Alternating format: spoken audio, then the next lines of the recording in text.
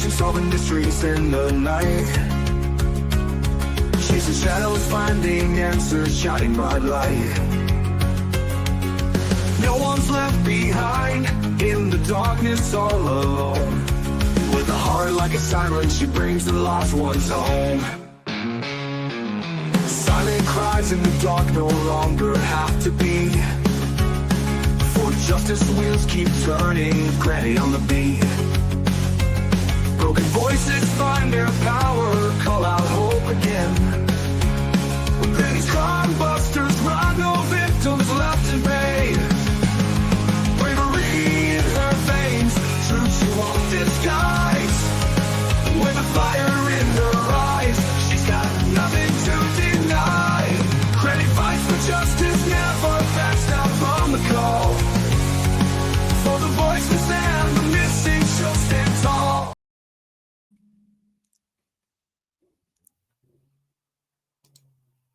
Hello, everybody. I just wanted to jump on. I had a couple of things that I wanted to talk about in Sebastian Rogers' case. One of them is the number 3, and actually found something that I could not believe. But before we do that, I'm going to go over our spotlight on the missing. Today we have Kimberlyn Aloha. She's been missing since November 12th, 2022. She was last seen in Maryville, Tennessee, 13 years old, 5 feet 6 inches tall, 150 pounds, brown hair, and brown eyes. If anyone knows what happened to Kimberlyn, where she is, anything about her disappearance, please call the Maryville Police Department, 911, or 1-800-GBI-FIND. All right. The next thing I did want to go over, it's not very long, is Mr. Yummy actually did a quick synopsis on Seth's interview, part of Seth's interview. He actually just took it from the news channel. And he entitled it, "People Are Actually Mad." So let's go ahead and see what he has to say about Seth's interview just a few days ago. I'd like to have some communication on the tips that have come in just with me, so that I know that when a tip comes in, I'm not following up on what job they're supposed to do. We need more than just one set of eyes on this case, but it all falls on my shoulders to ask people to help find my son. That's the father of missing Tennessee teen Sebastian Rogers. And if you think he sounded like an entitled, ungrateful bully in that clip, I agree. But I don't agree. I think he sounded like a mad father who is upset and frustrated because law enforcement has not found his son. I do not agree that he said he's entitled and bullying. I don't agree with that. Just wanted to go on record saying that because I do not believe it. I also think it's a good thing. So in today's video, let's watch that interview with WKRN News, and I'll show you why. I'm Deception Detective, an attorney trained in statement analysis. This channel exposes lies and manipulation, so if that's your thing, hit subscribe. For exclusives, early access, and other cool perks, consider becoming a channel member. Link in description. If you're new to this case or just not up to date with the latest developments, don't worry, because this news report containing the interview actually does a good job of recapping everything. So there's just one thing I want to go over before we grab our deception decks and start analyzing Seth's interview. And that's my initial analysis of him, which I did a year ago when Sebastian first disappeared. Here's a quick clip from that video. CPS has gone to Katie's house before. You didn't know about that until this investigation. How does that make you feel? That somebody somewhere dropped the ball because I was never informed. And I'm the biological father. I have joint legal, joint physical custody. Somebody dropped the ball and didn't reach out and inform the father, which is me. And I don't understand why the state dropped the ball on that one. Another thing you'll notice here is that Seth Rogers doesn't try to ingratiate himself with the authorities. That's what he says. CPS dropped the ball. They didn't inform me. And that's typical of innocent people, right? His kid is missing. The police have not found his kid for a month. CPS visited the house and he was never informed. He is rightfully pissed off at them. And we actually see this in 911 calls of innocent parents. So counterintuitively, innocent people, when they call 911 or when they're dealing with the police, are actually urgent and rude because they don't need the police to necessarily like them, right? They're impatient with the police for not finding their kid. Whereas guilty callers and guilty parents are often very polite and very patient with the police. And that's because they're not actually stressed. The longer the police take and the more they fumble, the better. And because they know they're guilty, they feel the need to make the police like them because they know that if someone likes them, they're less likely to accuse them of the crime, to look into them. So it's a manipulation tactic. And it's a manipulation tactic that reveals that someone has guilty knowledge. So I do like to see this where he's not letting CPS off the hook for not informing him. He's rightfully angry. Right? He's indignant, which is a sign of someone who's actually innocent. How did you find out about CPS? Podcast. So that's the quick recap. And as you can see, Seth has been impatient and unsatisfied with the authorities since the day his son went missing. And that's typical of innocent parents. And that's really what we're going to be looking for in this interview. All right, without further ado, let's watch. It has been 453 days since now 16-year-old Sebastian Rogers vanished from his home in Hendersonville. His disappearance sparked national headlines, but now his father says the case is losing momentum. With National Missing Children's Day coming up on Sunday, he is raising his voice and demanding urgency. News 2's Caitlin Quisenberry is outside the Sumner County Sheriff's Office, where Sebastian's father made an emotional plea today. Caitlin. Sebastian's biological father, Seth Rogers, was deeply frustrated when he spoke with me. He fears the case is going cold. My son's been missing for 15 months, and they don't care. Sebastian disappeared in February last year. He was just 15 years old. Initial search efforts involved local police, the TBI, and the FBI. But those physical searches have since shifted to focus on the investigative side. Last press conference on the case was more. I would love to see them actually conducting more searches. I'd like to have some communication on the tips that have come in just with me, so that I know that when a tip comes in, I'm not following up on what job they're supposed to do. Seth says only one detective is actively assigned to the case and that he is often left to chase down the same leads, also sent to law enforcement. No matter what the police are doing to the parent of a missing kid, until they find their kid, it's never enough. So the fact that Seth is unsatisfied with them, urgent about finding his kid, hasn't given up hope on his kid, and like I said in that clip I played earlier for my first analysis of him, not trying to ingratiate himself with the police, those are all great signs that he's probably innocent.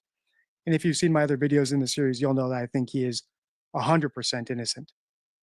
But I also like the fact that he's not speaking for his ex-wife, Katie Proudfoot, who was Sebastian when he disappeared, or her new husband, Chris Proudfoot, because like most innocent parents who have no clue what happened to their kid, they start to become suspicious of everyone who might be a suspect because they just don't know what happened. I'll link my entire playlist about Sebastian Rogers at the end of this video so you can see my full opinion of Katie and Chris, because I do think they do have guilty knowledge. Says only one detective is actively assigned to the case and that he is often left to chase down the same leads, also sent to law enforcement. We need more than just one set of eyes on this case, but it all falls on my shoulders to ask people to help find my son. My son means something to me. These people should be doing their job. In his push for progress, Seth says he's reached out to lawmakers and is even drafting federal legislation aimed at reforming how child protection agencies and the Amber Alert system handle missing children's cases. It's a federal oversight law on places like CPS, DCS, the Amber Alert, getting it redone and taking it out of people's hands that don't care about the children. According to the FBI, an estimated 460,000 children are reported missing in the U.S. every year. Seth says every one of those cases deserves attention, including Sebastian's. A parent demands answers. We demand answers because our heart is missing. He is my world. I need him. I need him back with me. We reached out to the Sumner County Sheriff's Office for a statement. They assured us this case remains a top priority and said in part, please know that behind the scenes, a tremendous amount of work has been done and will continue. Some aspects of the investigation are not visible to the public due to the sensitive nature of the case. Sebastian's family continues to ask for the community's help. If you know anything about Sebastian's whereabouts, you're asked to call the Sumner County Sheriff's Office or the TBI. Those numbers can be found on our website at WKRN.com. Live in Gallatin, Caitlin Quisenberry, News 2. Well, there you have it. And you can say whatever you want. Entitled, bullying, ungrateful, but innocent. And the distinction is he doesn't care if you or I or the police like him beyond getting us to care enough to help him find his son. And when he's cajoling people, he's not cajoling the public into not accusing him or staying silent. He's trying to cajole the police into looking for his kid. Hoaxers, on the other hand, have a very different priority. They want the public to either love them or be quiet, and they don't really care that much whether or not the police search. In fact, on your screen, I've put up the ingratiation card from my deception deck if you want to read the full rule about ingratiation and how it's a sign of deception and manipulation. For more about this case, let me know by liking, commenting, and sharing. Check the end card from my Sebastian Rogers playlist and my first analysis of Seth, which I played a clip from. Until next time, stay true. There you have it, guys. So, I don't agree with his idea that, you know, Seth is entitled and he's a bully, and I don't agree with that. But I can see where some people might think so. I just think he's a very frustrated, angry father who's not getting results, right? My heart goes out to Seth. It really does. But I saw something today on X, and that gets to the title, the number 3. And we have watched Mr. Yummy enough to know that the number 3 is a liar's number. But I got to tell you guys, I saw this, and all credit goes to Rod on X, because we know that Katie said she put Sebastian to bed at 9 p.m. 3 hours later, at 12 p.m., she went to bed. There's that number 3. 3 hours later, we saw the flashlight video happen with the unidentified car. 3 hours later, she was up again to get Sebastian ready for school. Coincidence? This is, I mean, I was speechless. I looked at this and I was like, oh my goodness. Oh my goodness. Great job, Rod.